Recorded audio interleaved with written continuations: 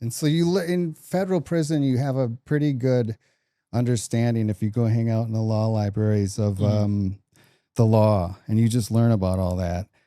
And well, that's probably the best investment of your time when you're locked up is that learning and all about the law and working out. And when I was in, if you want to go down the road of Marion, we'll get there for sure. In the first prison I was at, you just learn all the lore. Like you don't piss on this, you've got to wipe the sea, waking people up. And which prison was that? Your first one? Sandstone, Minnesota. But in the law libraries, you learn about the law. You learn like they shepherdize everything. And I think it's Bounds versus Smith or U.S. versus Bounds. It's where the right to counsel, the Supreme Court said, is for law libraries in prison. And so then they had to stock the law libraries because counsel was like access to books. But in there you learn about Marion too, and like all this shit about fucking Marion this and Marion that. And when I won my when I won my appeal and I was going back to court in Marion, because there was an inter-circuit conflict on a law change, and it was before the Supreme Court heard it. And so they sent it back to the judge. And then like I would be black boxed, I'd be separated from everybody. And then like with the sheriff. What is being black boxed? It's where you're handcuffed, but then there's this black box right there, and it just holds that shit tight. Like you're everything, you can't move at all. And you're shackled. And then there'd be 2 cars in front and 2 cars in back. And then everybody would and I was still like, if you look at my pictures from that time, I was a smooth cut, clean looking kid, no tattoos, nothing. Like, yeah, and you're there for a nonviolent offense. It's fucking insane. And then when I got back to court, all they fucking started asking me about Marion. Like it had this unbelievable aura. One time there was a poker game. I was playing in a poker tournament in Las Vegas. I was with this girl, Gretchen, and there's this big, huge dude at the table. And I'm never I was there, I became part of it, but he kept talking about how he was in Marion in the 90s. He's pretty, big dude. And it was a tournament. We were probably there for about 8 hours. He's like, Marion this, Marion that. And I'm just playing. I'm like, I don't remember him. There's only 385 guys there. And he's known. He's got a lot of winnings. And then I said, what years were you in Marion? And I'm just this dude, man, right? I'm not just totally calm because I was curious. He's like, what? He's like, this is poker room. I don't know. It was a small buy-in, maybe a $500 buy-in. And, maybe first place was maybe 90 grand. I didn't cash there, but we had been sitting there for 4 or 5 hours, and there's probably 800 people in the room. So it's pretty zen-like people. You just hear chips. It's pretty quiet. And he just like something relaxing about those poker rooms. Just chips, it's fucking great. And so then he just kind of jumped back in his chair and like, were you there? And then he just, we just were going through, and it was a stopover. I actually never did. I didn't. That's all I said, right? And I was like, whoa, holy shit, right? So it was kind of a pretty fucked up, bad place. But I just don't think that it affected me negatively at all. And it was pretty zen-like in a way. And then I don't know, man, how far you want me to go with it. But that place... We'll get pretty far into it, but I'm kind of curious, before you got to Marion and everything, when you first got your 151-month sentence that you were excited about getting, I would guess you were still pretty scared to go to prison, right? Yeah, no. By that time, the time that I got that sentence, I was in the county jail for 6 months. I'd already gotten into one brutal fight. And one of my cellmate asked me so after the fight, I went to my cell, and he said to me, why didn't you finish him off? And his name was Easy, and he'd been in the same position. They got pulled over with a huge U-Haul. It just had marijuana residue, but they had a shit ton of money stashed, and so they were all just being held there. And so this is before the sentencing, and then he passed me on the back. He's like, good job. And the fight was just whatever. It was really quick. He just came at me, and he was, so you were defending yourself. I don't know how it happened. It was just crazy. But then he offered me $100,000 in cash to help him And he doesn't want those 3 guys to go to jail. It's like, just tell me your mom's address and I'll have 100,000. He's like, or how much do you want? You know, and I didn't do that. But that guy was doing some serious shit. The stuff, but he was cool. We were very intimate. I mean, you're in a fucking prison cell, man. Not sexually, but like you just meet people. You really get to know people. You meet them like you're there, man, for months and months, and we worked out together. But so, yeah, and I knew immediately it was 12 years, 7 months, and I turned around with my mom. But he took off. I had leader organizer, continuing career enterprise, and another one, it's not RICO, but they're enhancements. Mm-hmm. And we weren't fighting any of that. We just wanted to get the paperweight thrown out. And the thing is, we could have appealed just that issue to the Supreme Court, but no one would do that for free. It would be at least $100,000. It for sure would go appellate and bonk, and I probably would have won, and they would have had to let me go. So maybe you needed that guy's $100,000. I didn't think of it. Well, maybe, yeah, but maybe I would have got another 20 years too. True. Right? And the thing is, I would have technically had to testify against those people. So not really ratting, but it kind of is like that, you know. You're still on a side you don't want to be on. And then I still got to go to prison. So there was that too. So tell me about when you first started serving your sentence. You get transferred from the county jail. Now you're in real prison. It's time to serve your sentence. What does that feel like your first few days in there? So I told this joke. I've never told this story. I said that on Mark's, and a couple comments were like, because I said that I was smoking at the crack house, but that was real. But but that's your home too. So that's the place you are. But I was on the way to that prison, because you got to go to El Reno, Oklahoma. It's this whole fucking thing. And then that's the outpost. You stay there for a couple of weeks, you get assigned, and then you go on this fucking system where you just don't go straight there. So you're on a plane, you're on a, you might have 4 plane rides, 5, just really per prison. I probably was on that plane 25 or 30 times because I did time in 6 prisons. What is a prison plane like? It's just, what is a prison? So it's just a very stripped down, 727. And there's guards everywhere when you get on, and there's lots, the jets are running. And then when you get on, you might go to 6 cities that day, and you might even switch planes, but then you go back to Reno, Oklahoma, and then they decide where you go. Then you go back on the plane. Maybe I was on the plane 10 or 12 times, but each time you're on it, you're going to 6 cities, 6 in the morning till 8 at night. Really? Right. It's almost like a bus, just making a bunch of stops. Exactly. Yep. And it's just it's fucking insane. That's going to be exhausting to just sit through all that. Yeah. And then when we were at this outpost, and there's about 50 cells. It was the big one. What's the one in Kansas? Oh, you're asking the wrong guy. I can't think of it, but it's a big penitentiary. And can you look it up? I can. Yeah. What should I search? Just Kansas Federal Penitentiary. Why can't I remember that name? Let's see. Leavenworth. Leavenworth. So, and it was in some old section. So normal, it had to be at least 35 cells long. And so it's just a layover for 2 days. But since we were all lows, they would let us go out to wreck and shit. And everyone was telling these jokes, and they're like, can I tell a white joke? Can I tell a black joke? That's crazy. I'm fucking reminiscing about jail. And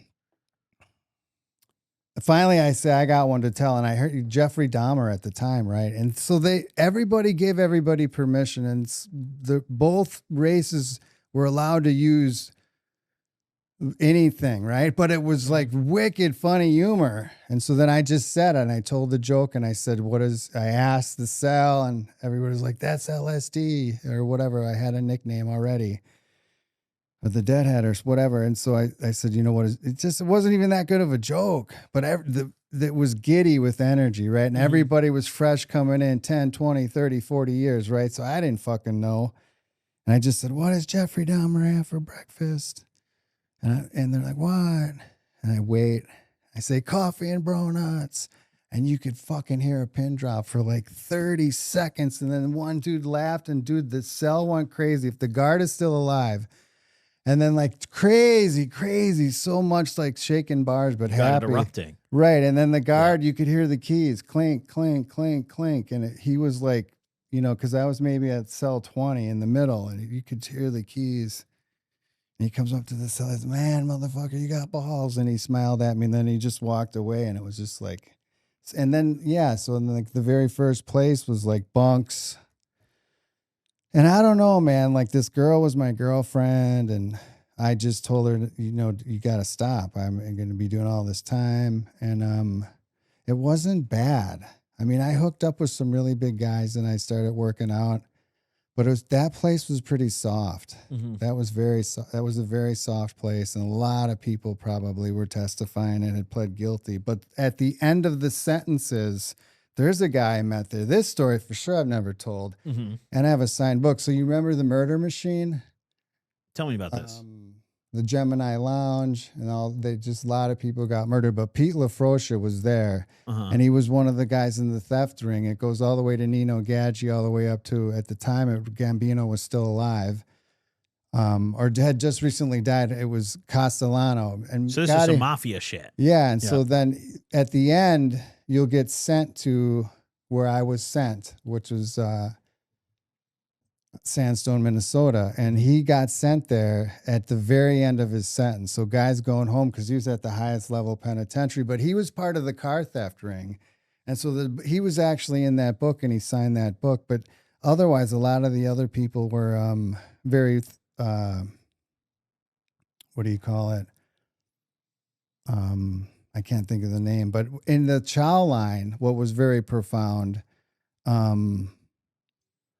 When I first walked into the chow line, now just imagine, I'm still a deadhead in my head, man. The shit at the county jail, but that's not enough to like wash that shit out of you. And then I go there and I see the line, and I'm with Hoghead, who was my workout partner, and 2 other prisons later. We had met up again because we both got in trouble. And then like the 3rd prison, we were at the same place, and I just got super fucking strong there. But I saw like the chow line was white and black, and it fucking blew me away, dude. Like hard, you know, a guy that was a deadhead and was tripping and going around with the dead. And I saw that. I was like, dude, that fucked me up. I mean, what is it like getting into prison and having to adjust to prison politics? Like what is do you stick with people of your own race, or like, what is the prison political system? I got really lucky, but generally, yeah. And the thing is, where I was it was very little. But as it went on, it was the most that there ever was, right, in Marion. And then but most of the yards I was at, it was the races were pretty even. It was pretty cohesive. Now, occasionally someone would disrespect somebody, and there'd be a brutal beating, or stabbing, right? But yeah. And then there's one yard I was on that I did really good time at, which was in Florence, Colorado, the medium. But the face of prisons changed. In the very early 80s, a medium security prison would be way less drug dealers, or even the late 70s to early 80s, or just to 80, 83, 84. And it would be bank robbers and just other kinds of crimes where everyone would have 8, 10, 12 years. Like these sentences were 30, 40, 50 years, man. The bulk of people had huge fucking sentences. So the face of medium security prisons in that time were almost like a fucking penitentiary, and penitentiaries were fucking wicked. Yeah. So like that's what the change was. But I didn't know that till after. And I mean, as it was happening, you kind of learn about it. But so the politics were a lot. Like in Florence, there were a couple times it was 2 different factions of people, and the whole yard came out, but nothing ever happened. Like those were just like straight up fair fights, and then the yard went back to what it was. But it was so even, like there wasn't tensions amongst races, and there was enough of like hooch and fucking weed and everything going around that keep everyone chill. Yeah. Was there anything that like you remember being a super hot commodity, or what was like the most sought after thing on a prison yard? So anytime I hustled my ass off in there, anytime someone would come off the bus, like I would find that you would see, because I always had a couple, 2, 3, 4 lockers just filled. No, not 2, 3, 4, two lockers filled with like every type of shampoo and all the expensive shit and books of stamps. And then when someone would come in, all the different prisons, the commissaries were relatively the same, but the stores were all different. Yeah. Someone might come in with a size 12 Nike Air that it's not on the compound. So it doesn't matter how much I pay for it. Like I could sell it for 5 to 10 times whatever it is. So if I instantly, because like nobody has it, and then like people would have broken radios, and I'd do that. And he had 15 years. He had 15 years because he had a box of shells in his car, and he got divorced. He was a convicted felon. It went all the way to the Supreme Court. He was just pissed. He wanted to get out. You think those were really like his ex-wife shells? Or no, I read it. I read the case because they have it in there. Yeah, no, they were. I think he got fucked really bad. Wow, that's fucked. Like you can't have anything. That's fucked. You have to have a presidential pardon to be able to have. In some states, you can do black powder. Yep. Yeah, I remember. I mean, the laws around being a felon and possessing a gun are insanely strict. I hunted at a very young age, man. I never I had really nice shotguns too. Yep. 1100 Remington and 870. You probably can't touch them. And I had a Berlin-made Browning. Belgian-made. Sounds expensive. Yeah, semi-auto. Yeah, I had a friend of mine growing up. One of my buddy's older brothers was a felon who lived with his mom, and his mom owned a gun that was registered to her. These guys came to his house one day, and they shot through his garage door, like trying to shoot him like at the house. He goes inside, he grabs his mom's gun, he comes back outside, and he doesn't shoot at them or anything, but he's just got the gun. The next day, detectives show up, and he has cameras all around the house, right? His mom had set up cameras all around the crib. They're like, oh, you have cameras. Like, you have footage of the shooting. They come inside. Obviously, they have probable cause to come in.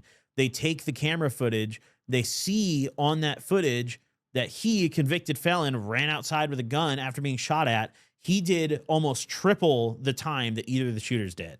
He got sentenced to 11 years, and I think the most that one of the people who shot in the garage got was 4. It's 924C, felon in possession of a firearm, and it's different. There's 12 circuits. Do you know how the federal court works? I don't know. There's 12 circuits of federal courts. It's 1 through 12 plus DC, so 13. And there can be inter-circuit conflicts of a federal law that's written by Congress and interpreted in 2 entirely separate ways. So 924, it's felony in possession of a firearm. So like in the 9th Circuit, it's the most lenient. Like if you're driving with your lady and you're banging her, like if there's that and it's in the glove box, but it's her car and she owns it, like that's not felon. But most other circuits it is. So there's all kinds of dichotomy with that fucking whole thing. And if the Supreme Court doesn't listen to it, it still stays changed. Yep. It's a fucked up system, dude. It's fucked up how there's different. But it's just learning how to navigate it. It's pretty fascinating. Like the law is pretty powerful if you use it. Yep. Yeah. I mean, I think personally, it's kind of messed up that laws are enforced differently just depending on the judge and by interpretation. I feel like it would be a more fair system if there was just a flat, this is what happened, this is what should occur, you know? The case law is just unbelievable. Yep. And it keeps building, you know? So one thing you had mentioned when we were talking last about your time in prison before you got sent to Marion is you had just mentioned getting thrown in the hole. And I'm really intrigued, like, what is solitary like? What is a day in that life? Which one? I think I went to the hole in every prison. So I had... Let's say your first time going to the hole. Describe that to me.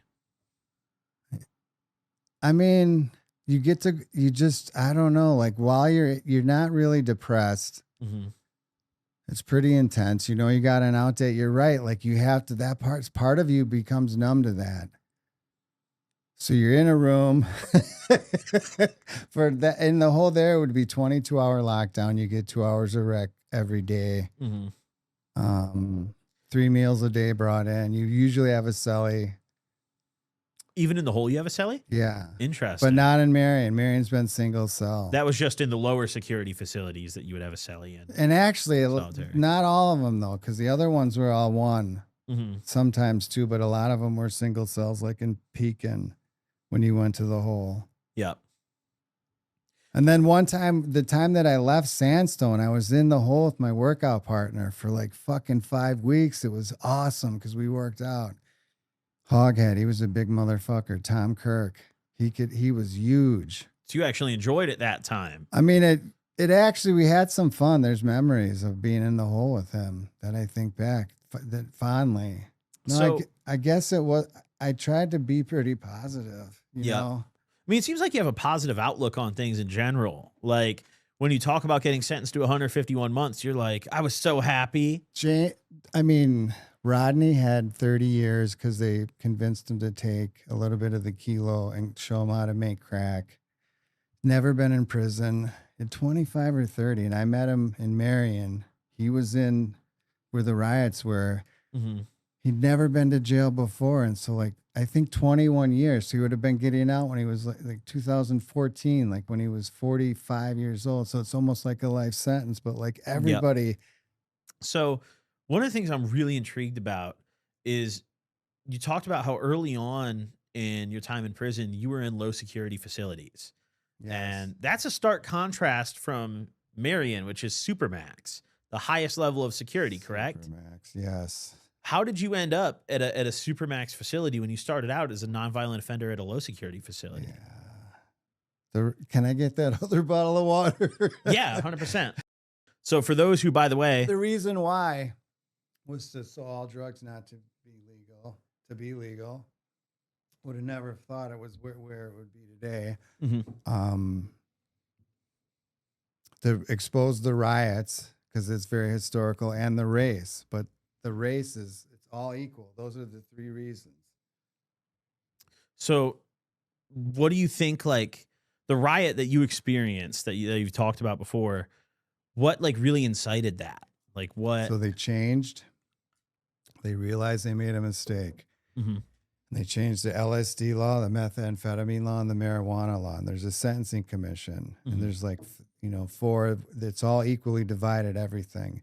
And Congress made these changes to change those 3 laws without getting into the specifics, but that's all laws that affect white people. Yeah. There was a discrepancy with the meth where they could buy the pills, but they would think it was real meth. And then the LSD, they took some of the paperweight away for everybody because they had fucked everybody. So they made that law, and this was all retroactive.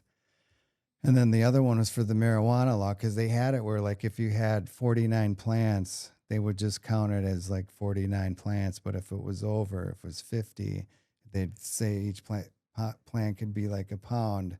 And you get busted for 50 pounds, and you'd have like 15 years when you really should only be getting 5. Yeah. Which is still getting ass fucked with nothing. Yeah. It's either get fucked or get fucked harder. Yeah. Yep. And that changed. And then the crack law was coming. It's like saying if you got drunk driving, drinking a beer versus hard vodka, like we're going to give it doesn't matter if you're drunk driving, it's still the same drug. So that was like 50 to 1, 100 to 1, 1,000 to 1. But LSD was 10,000 to 1.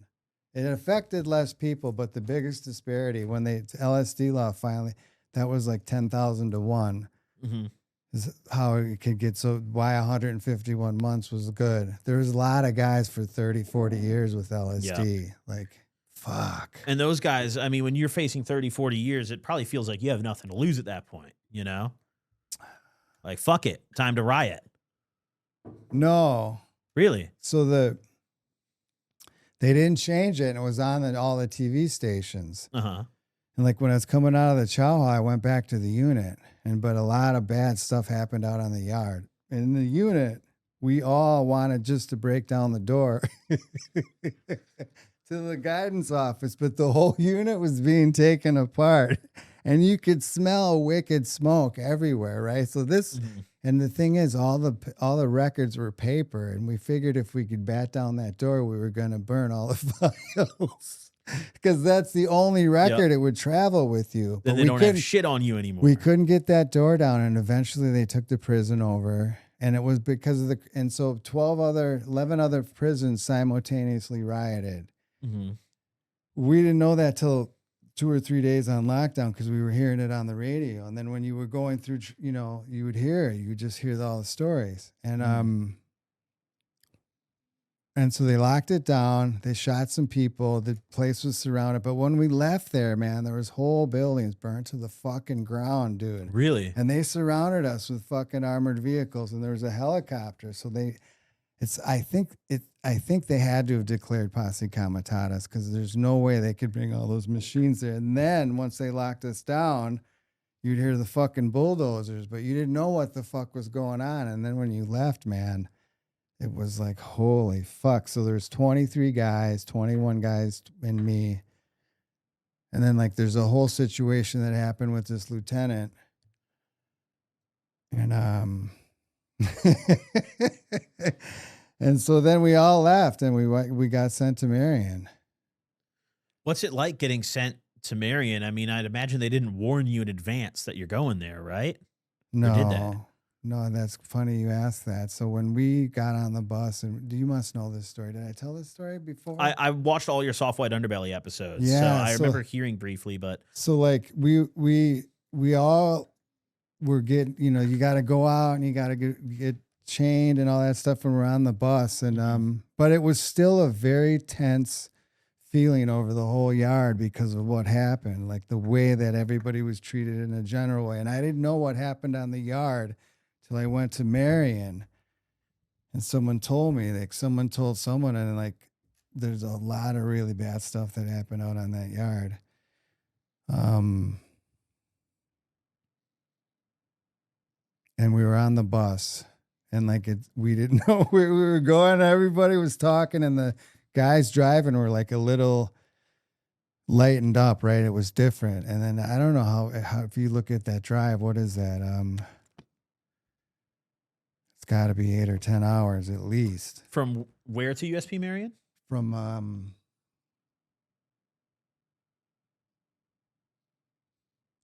Talladega, Alabama.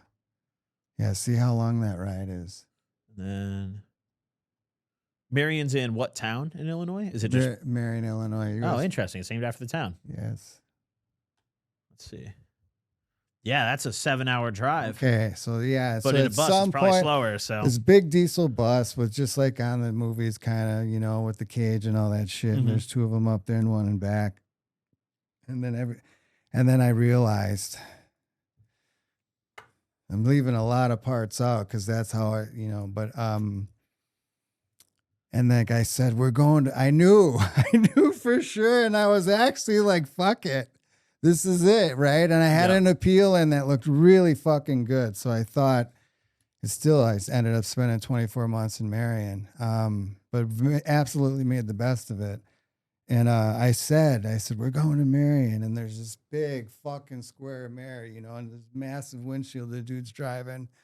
But everybody hushed when I said that. And I knew. And he just kind of looked up as he's driving, right? Mm-hmm. And he fucking smirked, and dude, you could hear a pin drop till we got there. And then that was a wicked ordeal too, man.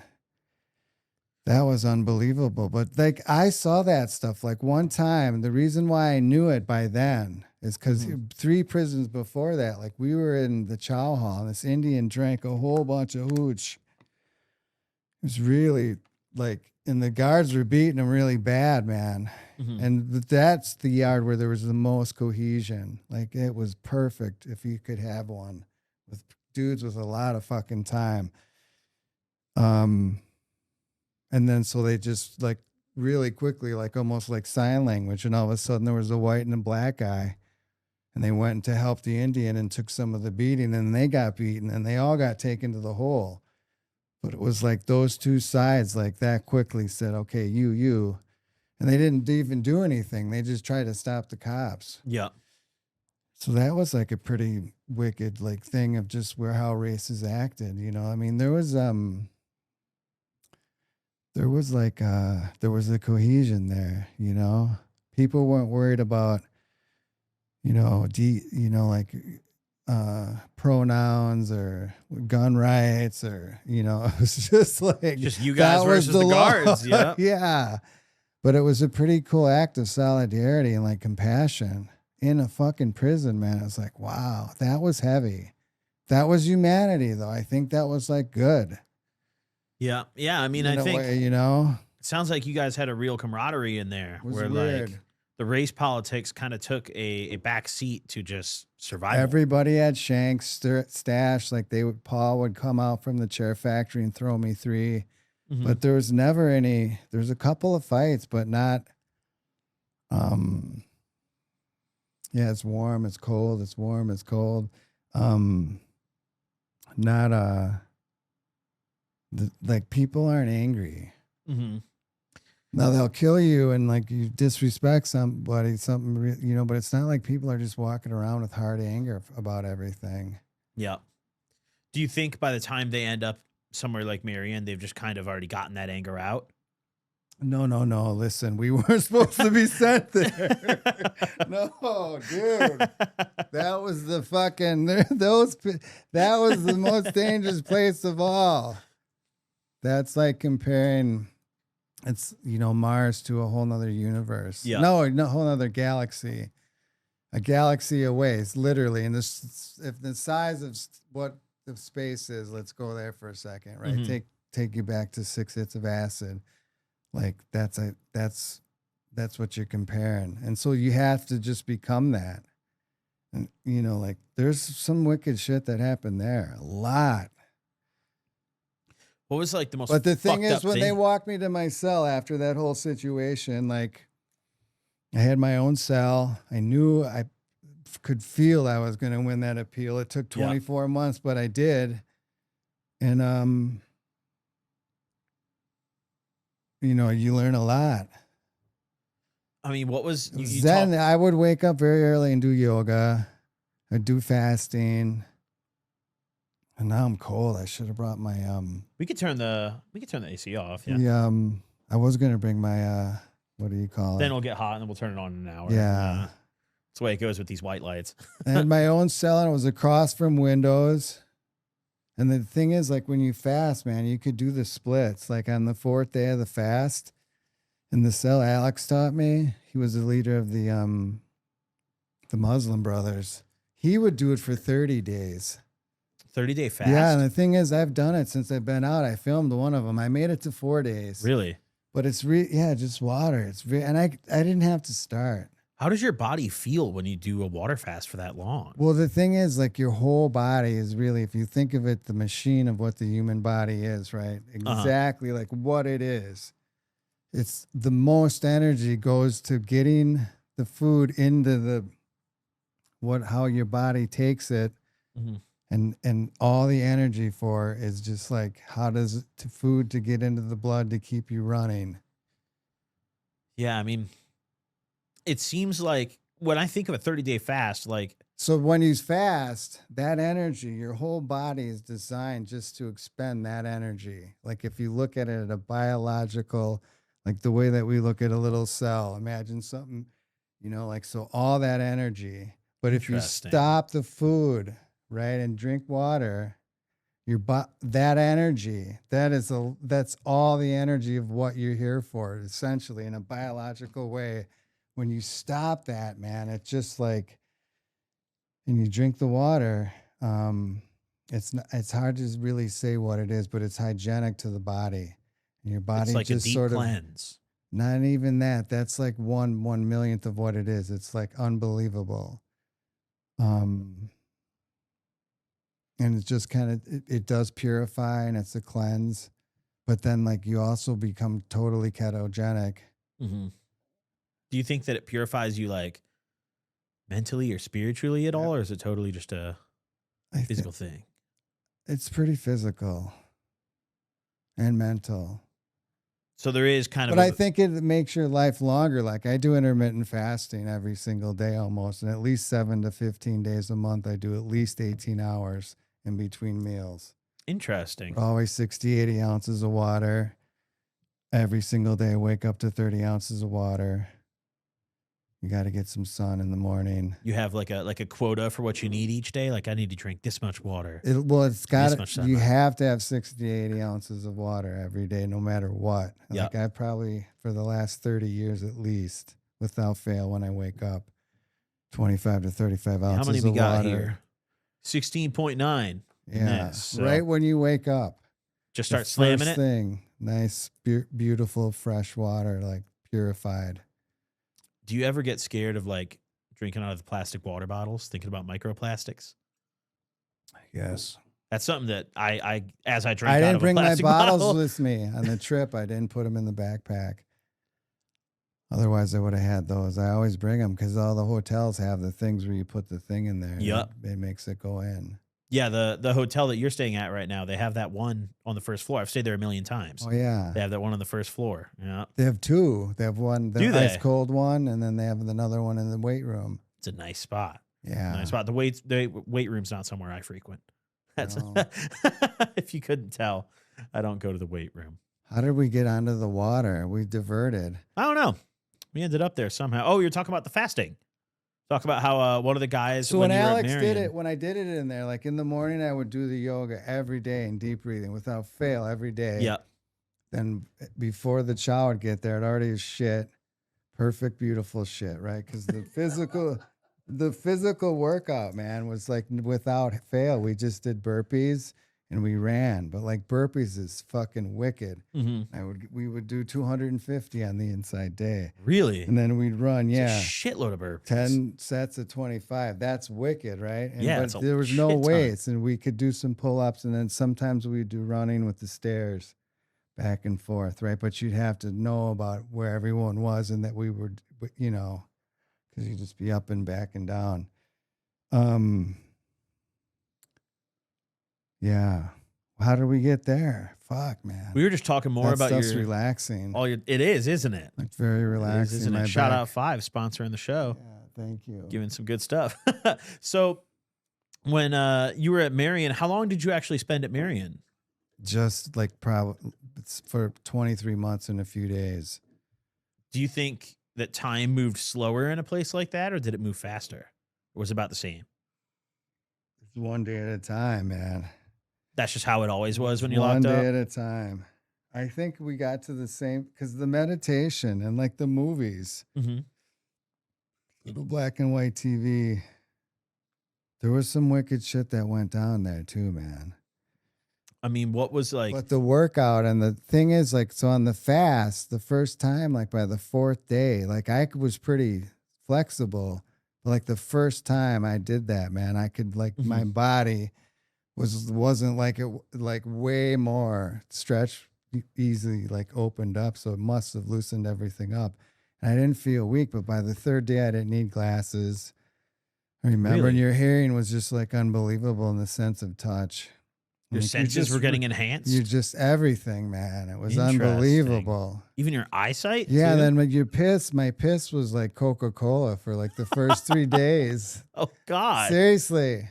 That's what Alex told me it was going to be, and then it would get clear. But yeah, because at the time, now when I fast, it's maybe for the first piss and it's clean because I'm so fucking clean right now. But I even drank the water there. Yeah. But it was profound, man. And you know, the cell, I don't know, like, because if a monk goes there and does it, they're doing the same thing. I think you can get to that spot. I think we did, some of us. So that Coca-Cola the people that were there, like a cleanse, right? That's your body. That's part of it, yeah. But plus, your body's not using any of its power of anything. It's just flowing, and you're basically operating on your fat. You go to keto automatically. You get the sweet taste in your mouth, and then you're like the supercharged. If you could make a drug that did that, seriously, it puts you in that state. Ozempic. No, like literally, like I don't know if Ozempic does that. All I know is it makes people very skinny. I think it's just an appetite suppressant, though, is my understanding. No, but I mean, the ketones are so powerful. I've done it for a week straight many times. Yeah. Just pure keto. In the morning, you just start with 2 tablespoons of like some brain octane in the coffee and blend it up with some mushrooms. And that just like you feel the rush to your face. It's kind of almost drug-like, but then you're just operating on the ketones. I mean, drinking lots of water. You got to make sure you have at least a tablespoon of salt. A little bit of lemon is on the good. Body. It's not, though. I don't think it is at all. I think it extends life. If you look at people, and I think they even looked at with people that made it out of Germany, but were in there. because the ones that they live much longer, and they think it's because, like they look at that, right? And so that kind of controversial, but it's true. Like, and so, but I think fasting, if you do one fast, each fast you do, if you do like a 4 to 5, 6 day fast of a water fast, you probably add 6 or 8 years on your life. Interesting. To a certain point, right? But it's just unbelievable. Yeah, but there's a Henry, what was his name? Herbert Shelton. The Fine Art of Fasting, I think. I think I read it in there, and Alex had it, and I think I reread it just recently. I think that's the name, like 1925, 35, he wrote it. But a lot of people did studies with fasting over the years. But I'm always been thin, so it's not to lose weight, but you just shred it off. Like, I'm probably 170. When I fast, I'll get down to like probably 174, and I'll get down to like 158, but won't even notice it. I'm not weak or anything.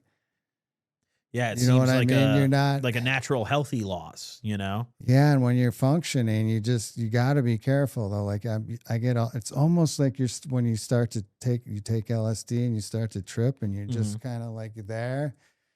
That's what it's like when you get and not to do it because of that, but totally in a sober way that you see it, right? And then working out, it's good too. Yeah, I mean, or if you keep in keto, that's the holy grail. Yeah. Because if you're in keto, you're eating a shit ton of fat, and you can eat a tiny little bit of carbs, 20, and if and then you throttle it. Like, what is your metabolic flexibility? Like mine is, that's where you keep it, and you just kind of control it. But I eat very little carbs, and sometimes then turn it way up high, and then go to the keto. Is that how you stay fit? Just doing these techniques? It suits my brain too, because I was, and when I was in jail, I still was there, especially in Marion. Like, that helped me to see, and I've always was grateful. But the time had to come. I had to go there. I don't think I'd be alive today if I didn't go there. I had to. Interesting. So, as wicked as it was, somehow it all just worked out, man. And you think that maybe saved you in a way? Yeah, for sure. And like every single day that I was there, I had these dreams with my dad, and like I got in a fight 2 days before he died. He died right in my arms. It's horrible. So I never really said goodbye, but the first fucking night I got there, dude, to the last night, I didn't know when I was going to leave. I might have had it done 70 months there, 80 more months if I didn't win it. Total of 80 instead of 24 if I didn't win the appeal. So, and all the stuff that happened there, I won't get into. That we'll say for the book, but I can tell you some pretty wicked stories. But I had to do that, I think. You know what I'm really curious about is, as we kind of talk about your time at Marion coming to a close. And you had to do it because I had no choice. In what? Of having to deal with it. Oh, yeah. Yeah, I mean, some shit like that just kind of gets presented to you. You have no say in that. Right. But I'm curious. But the wickedness and the safety, because I became one of the sophisticated, predacious motherfuckers. Yeah. You had to.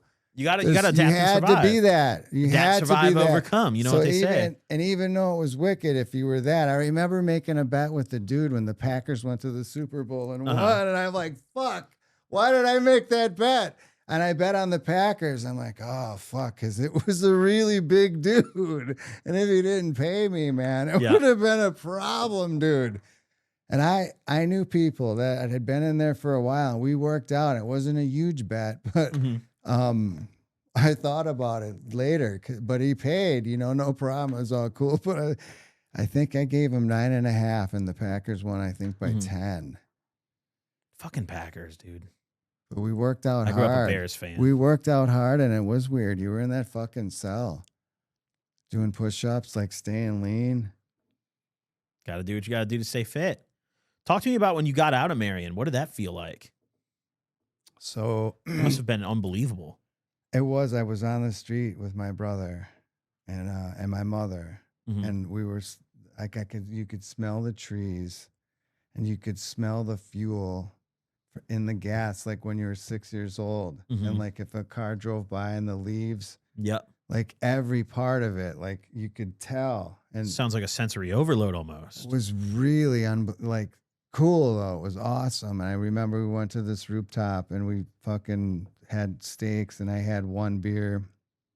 And it just was like, and it took me to the second day I had, because I was very regular.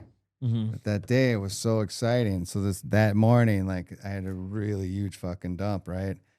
Because I'm pretty fucking regular. So that was a big extra one. Okay. But it just, and everything was brand new and you had an immigrant mentality. That was really unbelievable. I didn't realize that until 20 years later. But the immigrant mentality is like you're cleansed like a really good LSD trip when you go through that. And if you make it nearly just gone through an ego death. No, if you make it through, right? And yeah, the only time anything ever happened that I was ever struck in the face was when the guards beat me up. I was shackled and handcuffed. It wasn't that bad. It was a beating. There's nothing I could do about it. And so when you're out and you literally see the United States, it's not a negative or a positive, like the polarity. You can't have anything without polarity. So it's all really one. You know, like, I mean, everything's really literally one. So Interesting. So you see the country for what it is, and it's pretty fucking fruitful and good, right? No politics. Yep. And then you just see like what, you know, like it almost spoils you to not having gone. Like, but if you could learn that without having to go, and then it was just like anything's possible. I mean, you got to have an insane amount of all the optimism. People that don't go back to prison make it pretty good, man. They do. Yep. You know, I mean, it seems like I never wanted to go, and selling the drugs was like unbelievable because I risked everything. I risked so much. And there's many other stories. They're all in the book, but there's, you know, but it all like worked out. Everything worked out pretty good. And like, so 5 years, I guess, in itself. But the reason I don't think it was that bad, because I saw so many other people get so much more. Yep. You know, like I remember a guy, Jelinek, on that yard I told you I was at, the one that I did the best time at. He had 35 years, but then somebody got word that he testified, and they were having the paperwork sent to this prison. And there was actually on that yard, it was probably like 65 or 70% whites, like, and so it was like, but it was still pretty contained. And like the day that the paperwork came in, he checked into the hole, and I knew him for like 4 or 5 months, and we lifted weights. But he did have to, because all your law is in the books. Now it's like LexisNexis. You can just go online and type like a search word. There it's all books, but they still have books. And then when it came in, he checked into the hole. It's like, wow, that's serious strength. And that was a medium. And that's just because everybody had so much time. Like the sophistication of the politics was good. And my workout partners there was the guy that I did at the first prison. That started blowing me up, and then that's where I got the strongest. I lifted a lot of weights. Like, I did a lot of fucking lifting at that place, man. This is in the book too. This is a weird story. It was a whole hatch of tarantulas that hatched. It was early spring, and I remember getting one, man. And I just kept having it like this. It was the baby. And then I have a picture. I should post that one up where it's hanging, right? I show my muscles. And then I fucking took it to sleep with me. I slept with that motherfucker, man. And I had a roommate, Kurt. He was the other LSD dealer. One of them from many years before that got caught with that guy's LSD. He didn't tell. We met in prison. But then in the morning, they said one of the guys, it was on a weekend, he came in, he's like, listen, we got to bring them back or they'll die. He's like, they're little babies, but they were big. They were like fucking cool little fur muffins, man. He just crawled up on like the thing on the ledge where I had my pillow. And I'm like, fuck it, man. I just got to do this because they're tame, right? So then we took them back out, and some guys actually took them. Some of them took them and sent them home. They shellacked them and sent them to their kids. There was a lot, but nobody was. Well, a couple people were afraid, but I remember getting it, and it would just crawl, and you would just. It was a full-size baby. It's still, you could see it, but it was big. I mean, it was probably with the legs was like that big, really furry, but they're young. And my necklace is just hanging. Would crawl around, and I get it. So I had it for a day, and then we went and we put it back. And there's a shit ton of them, but they have to go back in the same hole. They all have their little space, right? There's a section. So if you keep them too long, they won't be able to find their way back. So it was like, yeah, I guess that was an act of love towards nature. Right. So but even though it's in a prison, like who would think that? If that happened in the free world, that seems pretty cool. You hung out with a spider and then you put it back. Like, why would that even have happened? But it was in prison. You're right. Like, I couldn't handle that. I have such a deep fear of spiders. That's unbelievable, right? When I think about it, but it's just an act with nature. Forget what the shape of it is, right? That's a loving thing to do. Yeah, I think that's a reach for love to spend a night with a spider, for sure, as a fucking pet. You're showing love to that little spider. My Sally Kurt played with him too. It just like the warmth. Did you make like little toys for the spider? Like, how would you play with it? You just like it would crawl up your arm like this. Like we were locked. So you just keep giving him somewhere to climb. We were locked in the cell, but at night they're nocturnal. Or maybe are they nocturnal? They are nocturnal. He probably was crawling around, but they're not going to bite you. The cell was spotless, like, but that motherfucker was cool. But one guy showed me the spider. He brought it in like 2 days later. Yep. And it was just like he shellacked it, so it almost looked, like could have been alive, but it wasn't. But it was perfect, like perfectly preserved. It's like, I'm sending this to my kid. Here's my pet spider. It was really crazy. It's a piece of artwork. They were going to let it go through. That's a nice piece of art to send home, just a nice preserved tarantula, little baby. One time on that yard, too, I went to get this bank robber 3 pieces of heroin on the same yard. Okay. As a favor. It was cold and there was movement. But the yard was perfect, and How long was the bank robber in for? It was Trotter. He shot at him. There was a shootout with an FBI agent. Oh, so probably a very long time. I think he had he'd been in 10, he had 15 more, 18. Like he was supposed to get like 50, but he lucked out. He got like 25 or 30. And but when I was coming back on the movement, when it was really cold, and I think I had them in my mouth because they were in little tiny bags, so I could still cough them up or pull them down. They were tiny. Probably had water. And then all of a sudden the fucking deuces go off, man. And I'm right at the front door and all these fucking cops converge. And there's this thing going on right here. Something was happening bad to somebody from their people, really bad. And they were supposed to grab me right as I was going in. But they saw, like they just knew, because when the body alarm hit, so they let me in and then they closed it off and everybody came and the whole jail locked down. But our unit was like this, right? And so then Trotter got him. He wanted to give me one to do one. I said, no, it's cool. But then the whole place locked down and like I was just doing a favor for somebody. I remember that in my cellie. That is crazy, man. It was unbelievable. But at the very beginning, when I did not get the Pell Grants, I started to pay attention to the history of what it was. And then when the riots happened with the law, and then in learning about Marion, about what that place was, and to actually go there, you never would have thought in a million fucking years you're going to get sent there. Like what the fuck? And then all of a sudden you're there. Like you just have to deal with it. Yep. You're going to be fucked. I mean, it's got to feel like being in hell almost, being in that extreme of a prison. No, it wasn't. But I think, listen, I had my own cell. I think that was some of the best time too. It was very spiritual. You had to be disciplined.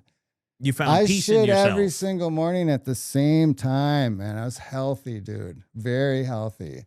like huge, beautiful fucking trophy poos, man. Like, sometimes you almost have to not wipe. Like my shit, you're young, like you better be doing like that, right? Piss wasn't that dark, you know. When you fast, though, it's gonna get everything out. Like now, even it's like maybe, you know, I might have the first 12 hours. There might be a little bit of dark pee at the most, and then then your system is cleansed. When you pee in a bowl, when you pee in it's light lime green. Your pH is perfect. Yeah. Really? Yes. That's beautiful. I've never heard this in my life. That's an absolute 99.9% fact. That's when your pH is right. Now, sometimes a light lime green pee. No, in the bowl. It might look yellow coming out, but you look in the bowl and it's, dude, that's healthy pee. I've never heard this before. That means you're well hydrated. It's a perfect hue of green. There's no yellow, but it's very green, like you know, a Key West lime green, just like that. I've never seen green piss in my life. I must be unhealthy. You're not drinking enough water. Really? Or maybe expelling it. Like, I don't know. Yeah. I don't know. I feel like, I mean, I pee pretty light yellow most of the time, but like. You just have to look in the bowl. Yeah. It'll be like a lime green when you're done. Don't flush it. It's not yellow. Interesting. And it doesn't really smell that bad. But occasionally, even if you have, like, if I have a piss like that twice a day, it's good. But if I don't, I'm not drinking enough water. And when I'm drinking enough water, it's the perfect lime green, even in the morning. So you're on a very strict regimen to keep your piss green. I think it's a byproduct. I would go to the crack house, man, and I would tell these stories. And I don't know what they thought. This was like 2002, 2001, maybe 2003 at the latest. Mm-hmm. And it would be stories in this book, man. Stuff, messages to Gotti and the fight. I mean, all this stuff. What is this Gotti fight? I don't know what they would thought, right? And then all of a sudden it was like, I had to get it out in some fucked up way. It was almost like, wasn't disrespectful, but there was a couple of times when I came back where they knew who I was. Yeah. And I started talking. And the thing is, on Dead Tour, sometimes at the Dead shows in the hotel rooms, there would be 10 or 12 people just in a room, 15 maybe, and they would all be tripping. But I would start pontificating on a crate for like 15 minutes. That happened a couple of times, but it just happened to be this convergence that happened, and I was there, and I took the mantle and I started talking, right? But it was a lot to do with what's going on right now. Yep. What was this John Gotti fight that you're referring to? That fight, we were on the yard with Wolf. Mac was there, Big Mac, Mike McElhenney. He was the leader of the Aryan Brotherhood. You could Google his name. He got sent to the ADX. Ooh. And then the whole history of Marion with Tommy Silverstein. Wait, what was the question? What was the John Gotti fight that you're referring to? Like, what happened there? Wait, how did I get lost on the other subject? Where did I go? I don't know. I mean, you brought up the John Gotti fight vaguely a couple times. You had mentioned the Gotti fight in passing. Wait, can I get one more water? Yeah. There's one more in there, isn't there? There is one more glass bottle. There is. So so the Big Mac, Mike McKenney, you could look him up. You're on the yard with the boys. Right, and so the yard was very well run, man. And like nothing, I won't get into the bad. I mean, I got beat down, but nothing else ever happened. There was two political situations where I almost had a fight to the death, but I didn't. And everything was cool the next day and nothing else happened. But, yeah. So that night, that day, now, for some strange reason, this prison had these really old tennis courts. I don't know why. The rackets were horrible. The tenants were broke. Gary was playing. Gary was shot 3 people execution style in Florida, but then he got it dropped because of the way that they did the witnesses, but he still had to do the Fed time up here. Him and I had a lot of close conversations.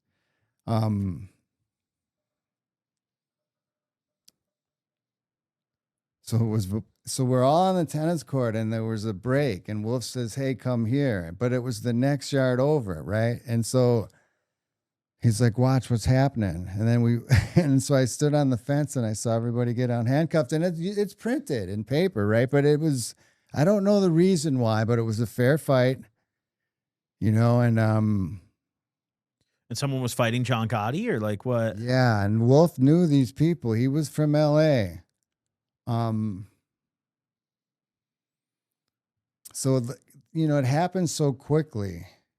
But he knew it was going to happen, and there probably was some word, because when there's a conflict, it's going to happen. And you know, John lost the fight, but it wasn't anything too brutal. And then his picture for the paper that one of the people from the BOP, you know, he's got a little mark here.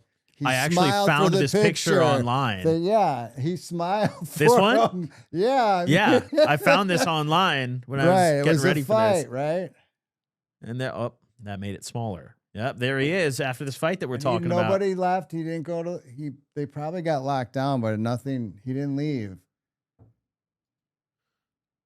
Man. John Gotti. And the fact of the matter is, I don't know what it's over. I think I probably do, but there's no way to know for sure. I was there, and I probably do know why, but it's not something nefarious. Yeah. Just a fight. But there's no... Yeah, it's not anything really bad. It's a fight. No. Yeah, I almost had two. And one I didn't even know about. I had filled up this big, fucking A, man.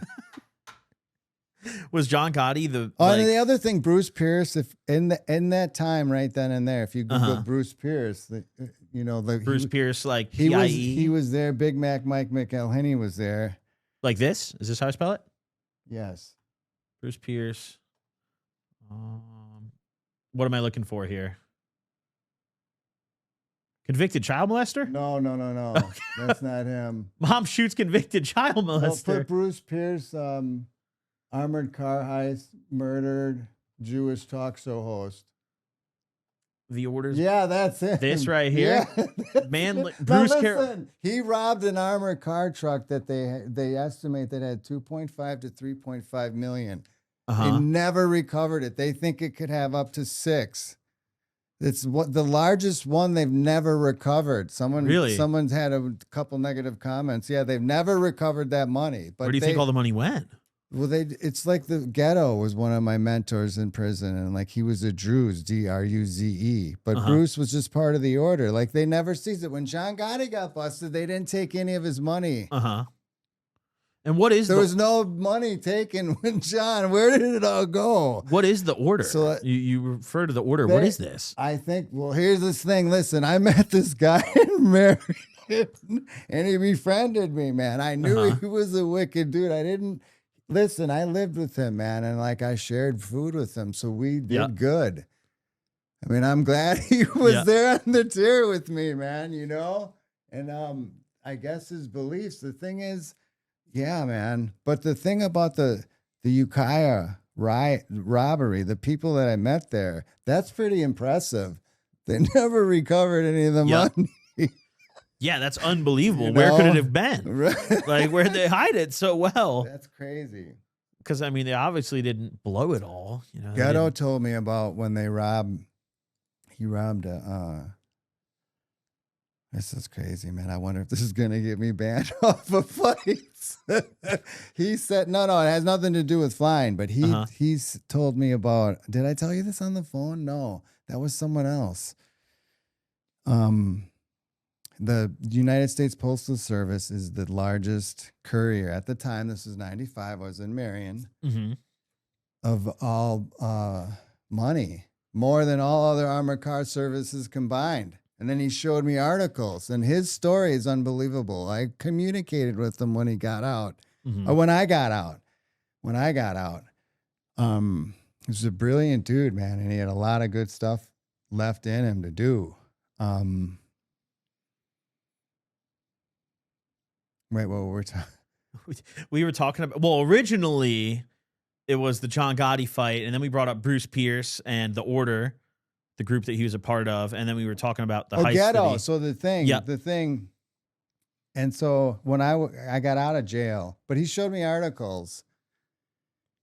he wasn't in there. He was an incredibly unbelievable operative type dude. And there were other, Carlos Slater was there. There's a whole bunch of motherfuckers there, man. The 2 spies were still there. There's only you were not. I was not supposed to be there. I could have stabbed the prison guard and got sent there. But with Ghetto, wait, where were we going with Ghetto? I don't know. You're the one who introduced him. I'm not sure. But I lost my train of thought. Was he associated with Bruce Pierce? No. Oh, the robbery. He had these articles where these fucking postal services, God damn it, man. How they're the biggest money transporter. Has something more than just CBD. It's got a little THC in there too. Yeah, man. And this is all on camera, but I didn't yeah. Did you I mean, you mentioned how you kept in touch with a few people. Was there anyone that you made friends with while you were locked up that you still are good friends with now that you're free? Well, no. I've a couple of people I've met on Facebook. My old celly. And what was my story about Ghetto? I had something I wanted to say about him. Oh, I don't know, man. You got to find that in yourself. I don't know. When he went out on escape. What time? Oh no! So the article said that there was articles where there's like 2 separate robberies for they thought $20 million from a postal service from the United States Postal Service. It's an insane amount of money. So they finally made a death penalty if you shoot a postal inspector. That's why that was on the Omnibus Crime Control Act in 1995, and this is when I was in Marion. That's why I know it, and fuck, man, what's wrong with me? Holy shit. 5 CBD gummy is hitting, everybody. You should have claimed your free one while you still could have. True, yeah. Ghetto. You go watch Crackheads. Martin Trevino Vargas. He escaped when he finally absconded. Oh, was he on parole or something? And he just absconded? Yeah, no. He's taught me so much, man. Like, we lived together for a long period of time, and he was a very significant individual. Like, he told me about that book, The Jackal, which is Ilic Ramirez Sanchez. Now, I read a lot of books, and contrary to popular opinion, I'm definitely way more introverted. But I'm like, that story, if you read it, like what the government did to his family and who the true jackal was.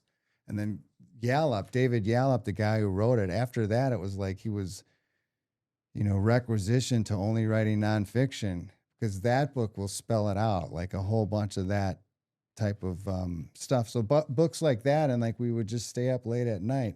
There's something, so that when I got out of jail, after he told me that, I was at the local mall, probably I got out in 97. So 98 or 99, I was with my brother at Mayfair Mall in Milwaukee, Wisconsin.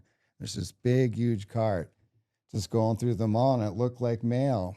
And then the back of the hair on the back of my neck stuck up. And it was just a postal dude. And they were exchanging all the money because they're a service. Like, and my brother had a business. They actually will try to, because people get the money changed, right? And this whole cart was filled with money. So that meant the whole truck was. There had to be a lot of money. Maybe not $1 million, maybe 600,000-800,000, maybe $1 million, $2 million, $4 million. But it was like, holy shit. At least hundreds of thousands of dollars. No guard, no nothing. It was just, it all looked like mail. But then I took another look. And then I was like, wow. So I just, whatever. So I believe him that he did that. But he had a long history. And before he got to Marion on another beef, like 15 years before, when I met him, he was like 58. But he probably looked like me. He was ripped or better. Like, just like this. So, and at that time, I was what? It was 30 years ago. So I was 26 or 25. And, yeah, that motherfucker, man. I'm kind of curious if you could give a piece of advice. The other thing is too, like one day I fucked up on the story when I said it with Mark. Okay. But the thing, which story? When the guards came in and disrespected us, right? And I had that thing about compassion. The one thing that happened when they came in, I never said this to anybody, to Mark, to anybody. I forgot it. But the birds were chirping, and we were in the hole together, and they were in the window, and we all were just like cool. We were mesmerized by it. And in the hole, you're only getting wrecked Monday, Wednesday, Friday. I had been with Ghetto in another unit. He got into trouble. Then I got the beating, so I came to the boxcars, then to the hole. And then like the birds were singing in the ledge and the thing, and it's in the midday. I think that day that we had outside rec, and they were just there, and it's like fucking cool, right? But no one even said anything, and these fuckers start coming down the wall like this, to kill the birds. Boom, and they slam the fucking windows on them. Why would they do that? And I was like, dude, it shook me. Like if you were tripping and all of a sudden you had a bad trip, dude, it hit me like that. Right. And then why would they hurt the birds? The whole tier. Right. And then they came out onto the tier. This was out of nowhere, man. I'd probably already been there for 12, 13, 14 months, man. And, no. That was, the beating happened in 3 months. So that was like, I'd been there for 5 or 6 months, but still you got a good run of the place. And, then they came into the tier and started talking like just stuff that was like sexual with their wives and stuff to try to get us to go like crazy or something. And they left. And then right when that happened, right after that happened, man, this thing came upon me. Just finally a little more realization, right? Because it's like, what is the truth? We're just all circling around it. But like so intuitively, sometimes there's things that come to you there's one truth in the world and the universe and everything. We all have a personal truth, but in the reality of the situation, like the polarity, like,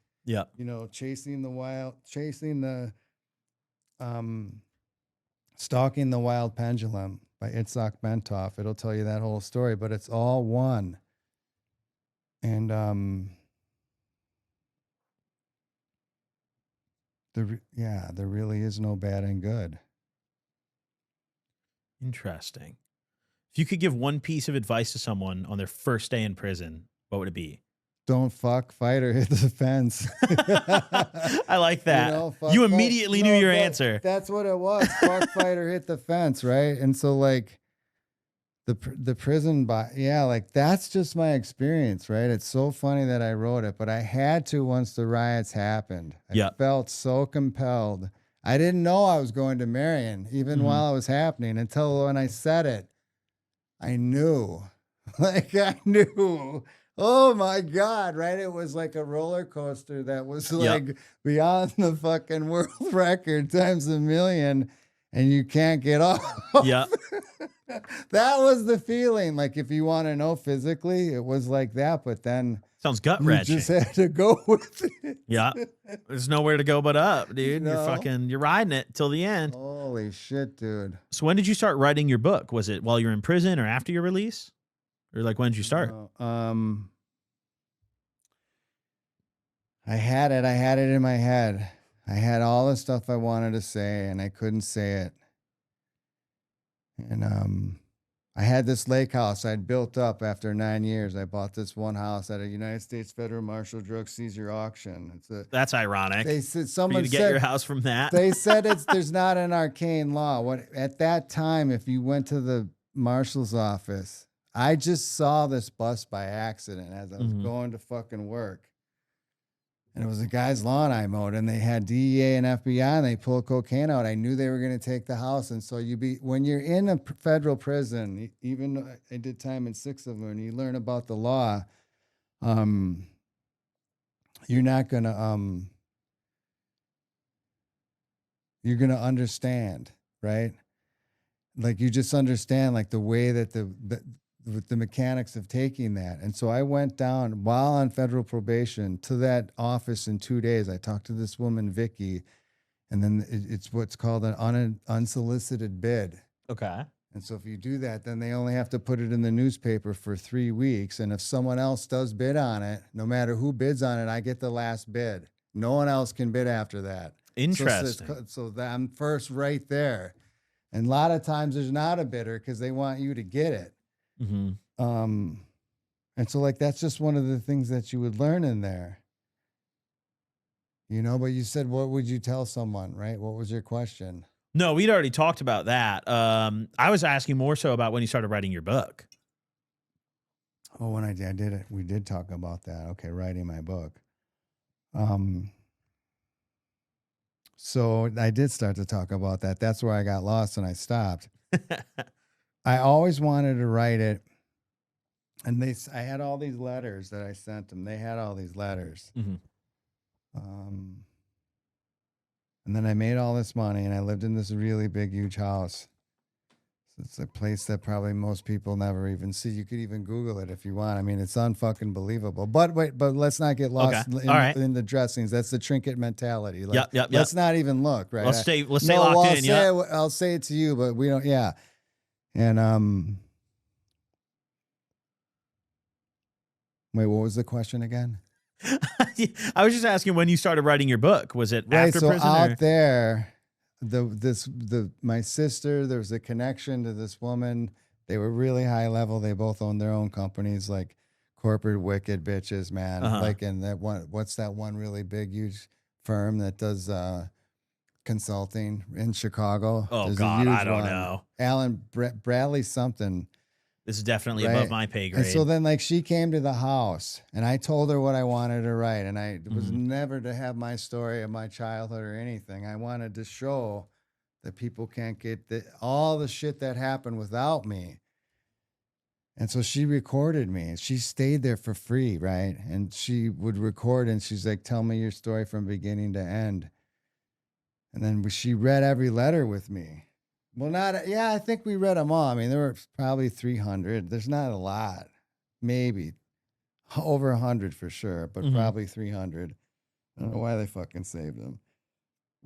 But the way the guy reacted at the poker table, I just asked him I didn't think he was in Marion, but I couldn't sit there and not say anything. Even he would have probably pounded me, right? But I didn't. Yep. I had to come at it with love, but I really wanted to know if he was there. Yeah. Because I didn't think he was, and I thought he might react that way, but he did. He fucking backed up, dude, and like nobody could ever do better by saying something, and I just asked. But back to the story at hand.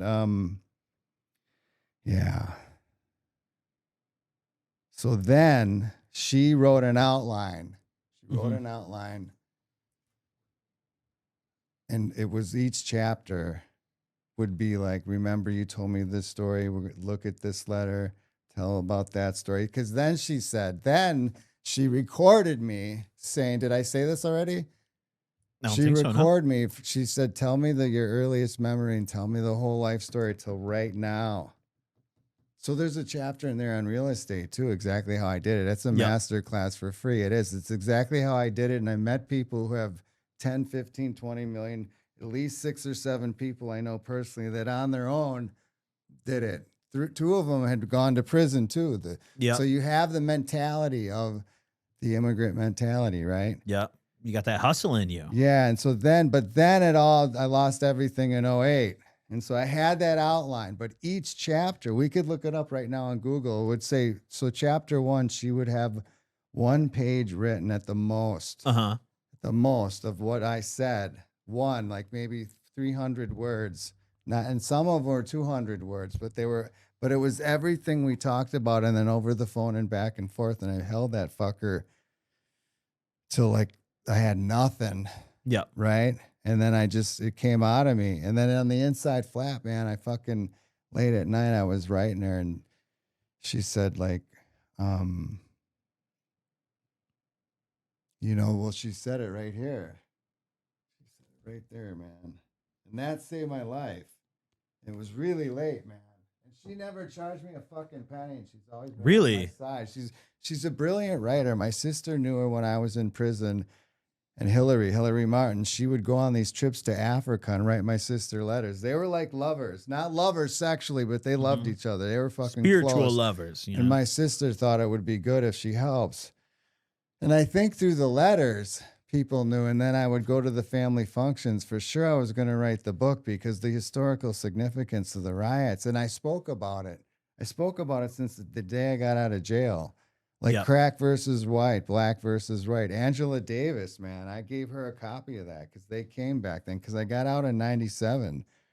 I gave a couple speeches like during college when I got out, and I wanted to get into it.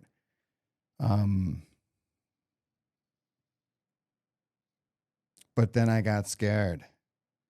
And then it was then it was all the way to 2000, maybe 12. Right? And it just came out. It just came out. So what it came out is when I wrote it, I couldn't, I probably a dozen times I tried to sit down and do it in the same way that I'm about to tell you how I did it. And I don't know, and then typing or writing, I couldn't. And I had to take like this spiritual shit and I had to get it out of me. I was staying at my friend's house, had this big, huge house in Decatur. And then, anyway, I had the 10 pads of paper and 10 pens. And then I looked at the first chapter and then I just started going. And I think it was 13, 14, 15, 16 days. I should know this though. It was at least, there were 17 chapters. A lot got taken out. I have a whole nother fucking book. All the Marion stuff there's a lot of Marion, but there's a lot. And so, but when I started to write that, there was a zone. It was beyond anything LSD or the Marion situation. And it just came. And so I started writing. These were thick, huge pads, man, with big pens and just tight letters. I still have it. And then maybe by the third page that I read, which was the third chapter, I didn't have to look at anything, right? I had it, though. I needed it because I had looked at it a million times. And it just fucking went, man. My friend would have a restaurant. I'd show up, come home. Sometimes I was beat up. But when I got to the end and I sent her that email, I was in the middle. It was this state. Like, it was just coming, right? You were in your flow All this state. stuff, dude. But it was fucking wicked, man. I was like, wanted to fucking jump off a fucking bridge. I'm like, what the fuck am I telling the story for? You know, but dude, it was significant, man. Those riots were unbelievable, man. That was like the government, what they did. We're so hypocritical, man, of everybody in the world, and we are the fucking worst at it all. Yep. I mean, you've been through a lot of shit, dude. No, but when I was little, my dad showed me his paycheck, and he said to me, "Listen, this is man to man, man. This isn't like." And he showed me like how what taxes were, and I couldn't understand. Even though I was eating this food, that I would read the ingredients. Like I didn't get taxes till probably 4 more years. Yeah, like that they take his fucking income. And Clarence Thomas said we made a wrong turn in 1913, which was the IRS, and what 1931 was the Fed, the bank. You know. Yeah, I mean, as someone who ends up, because we're all slaves. If you don't have $100 million, you're a slave, like you are, and it doesn't. I'd argue nobody owes us anything. I'd argue you're a bigger slave if you have $100 million because they can just tax you more. But you don't ever have to worry. Like, it's a lot to have. It's good to have. Sure, yeah, you don't have to worry in the sense of you'll be financially rich forever. But who does the government own more? The poor guy who makes no money and pays no taxes, or the guy who pays $20 million a year in taxes? The guy who pays $20 million a year in taxes, I'd argue the government owns that motherfucker. You know? Well, if you're living off the interest income, I mean, that you could easily be still building a huge. Oh, thing. I'm not saying you're not doing amazing. I mean? I'm not saying you're not doing amazing. No, the guy with but $100 million is coasting. But you know, I'm not saying they should tax more or less, but like if they just evened it out a little, because there's so much in the pie. Like you don't. It was like the Civil War. They had that, and then they took it away. Yeah, it's not anything else. But when you're a little kid, or if you take LSD, man, if you're on a real LSD trip, and you try to think about what does it mean to have taxes, you're gonna start tripping on that real quick. It's pretty unbelievable, right? It's just absolute hypocrisy. Like to see what it really means. Yep. But nobody says anything about it, and that's probably one of the biggest hindrances. And then all the war. We are just the biggest war makers that there's ever been. Mm-hmm. Well, you know, I mean, Maduro's money, that's where I got lost. He's keeping the money. That's why we're going after him. And who's the guy before him? Hugo Chavez. He was keeping the oil. I believe he was given cancer. For For sure. And they didn't know Maduro was this close election. Like, he won it, though. And so they're not giving back the cash, which is a huge sum of money. But that's really what propels them. If people are like bringing truckloads, like 50, 100 million at a time to the bank, like, you have a position, they'll let it through. Mm-hmm. As long as you pay your cut, they're letting it through. It's propping up the system. It's being taken, and a lot of banks have been fined for it. You could even look it up. I'm sure the last one was within 2 years. They probably got fined $350 million. But what does that mean? They probably made $350. They have a whole registry of banks that they fine. I've seen it, and it finances everything. Like, they probably think, and you can't say they blame them, but on a masterful full scale, and all that money is going back into the system. But that's what it's about. The more money the stock market makes, the more the earth is getting raped and pillaged. And we're all part of it. We're all part of that shit, man. So you think we should get rid of the stock market too? No. No, I think I think there's enough right now, but to get rid of it. But the thing is, the politicians, it's never going to change, the left or right. If you look at what's happening, like, they're the same. They're just at different degrees of stuff. Yeah. Like, we could go to specifics, but the reality is that some things will never end. But the Ray Dalio has been blowing the horn on the whole, like, our interest payment on the debt, 29 trillion, 31 trillion, I think it's past 987 billion. And that's bigger than our whole Department of Defense budget. Yeah. That's growing exponentially. Yeah. Yep. And that we pay. Like, Trump said he was going to lower it. They all say it. Like, Trump's not any single one out, but he didn't. He went the other way. Yep. And there's so much. What do you know? A politician lied, dude. How surprising. Yeah. It's unfortunate that, it doesn't matter which direction you vote. It seems like Democrat or Republican. The thing is, my prison's existence was probably pure luck, and I think my dad was there. The stuff that happened, it doesn't make sense. If someone told me that story, I wouldn't believe it. Yeah, seriously, that the heroin was hanging from the pocket, like the stuff, the whole situation, it was a circus, right? Yeah. But I went through it, and but in the, I think it was worth the price of admission just to have gone to Marion. Yep. You learned a lot from it. I can tell, I mean, I think that's very clear. And people. Oh, yeah. So the cops, when the guards did that, the feeling that I got after they killed the birds, and they said that about their wives, that's where I got faded. The feeling that I got was this overwhelming, clear sense of intuitive, so strong, like a 10 strip of LSD, of absolute empathy and compassion for these motherfuckers, dude. Mm-hmm. I did not know. And then I said, I said prayers after that to leave Marion with not having any resentments against anyone. Yep. And it was Jim Burns and Robert Beisner, or Robert Burns or Jim Beisner. Those were the two guards that beat me up. They accidentally hit the body alarms when they did it. I said something I shouldn't have said. It was very bad. It has to do with the history of Marion, which I learned before I even got there. If you just promise me you'll read the first 3 pages. Of your book? Yeah. I was planning to read your book after we're done. But if you read the first 3 pages, right? Yeah. Yeah. Fuck. I lost it again, man. Where was I? You were talking about the guards at Marion were doing shit in the first 3 pages of your book, kind of bring that up pretty early, it sounds like. Your dad being there as well while you were locked up? Sounds like the first 3 pages of your book give some insight to that. No. Maybe where you're headed? No? No. It does talk all about Marion, though. Okay.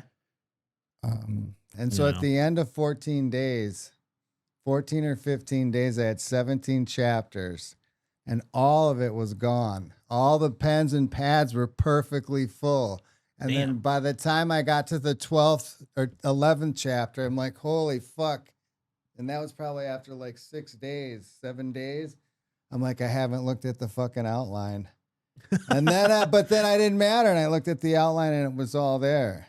You got it done either way. There a lot of stuff happened with the races where there was wicked cohesion, where it was like the race against the man. Like there's a word I'm trying to think for it.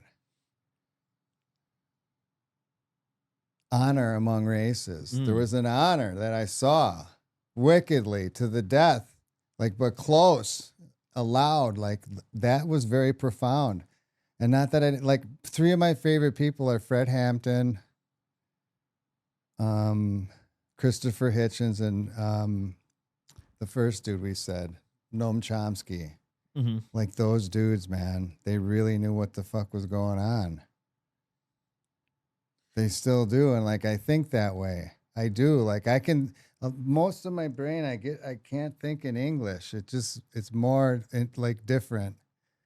You think on a different wavelength. I do. My brain, I mean, yeah, I don't know. There's probably somewhere in the spectrum of something, but there's a really strong energy that if I'm totally sober and I'm eating really good, I can harness, like really strong, you know? And I mean, but it's not fierce and angry. It's just there. It's just this strong, peaceful energy that you have. Yeah. And when I was born, they called me Jolly because I was born with a smile on my face. So you were born this way. Yeah. And the thing is, if I didn't go to jail, this is the reason why I needed to go to Marion. Because after Jerry died, I didn't have something to do. And then when I was in those other jails, there was always fucking shit that could get me more prison time. If there was any drugs, the stuff I sold on the side would only get me thrown in the hole. But, and there's something with the book, like you had to get it into, this was incredible, man. The wind came out of my sails, man. The momentum was going, and I somehow got the number to the buyers at the Barnes and Noble, and I sent them a copy of the book, and they said if they like it, they'll put it up. The thing is, to get into Barnes and Noble, I didn't know this. I'm not saying this braggadociously, but it's fucking hard to get your book stocked in all their stores. Yep. It's not easy, and I just didn't know how hard it was. And so they read the book. 3 buyers said they wanted it. But they said you need a distributor. Now, that was easy because every distributor, like, you have to go through such a lengthy process. And the reason why is because, like, if you have less than 500 books, you can't submit to them because the accounting would be so unbelievable. Yeah. So I got the distributor. They bought a bunch of books. They said all 3 buyers wanted it. Sociology, Crime and Punishment, and there was another one, I think race, whatever that falls under. And they took an order and they sold out.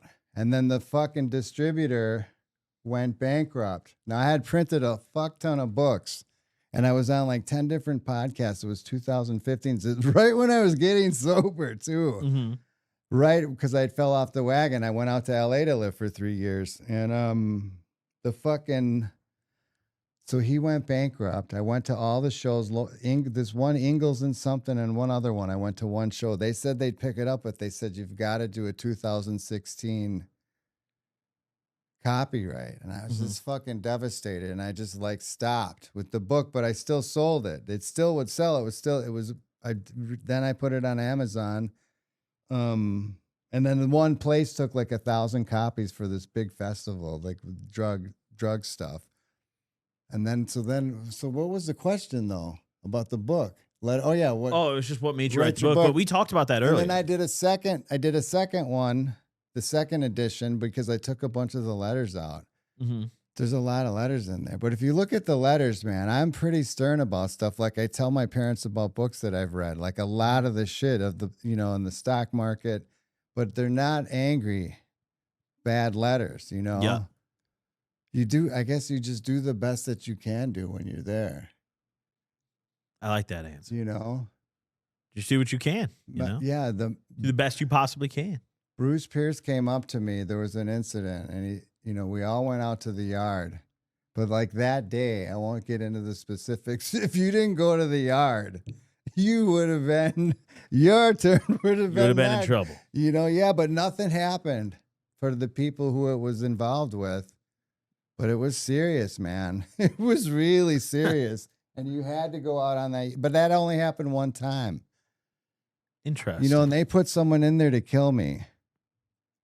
Well, looks like it didn't work. Twice they did. They put someone in there to kill me because there's a guy that was in the prison many years before, Tommy Silverstein.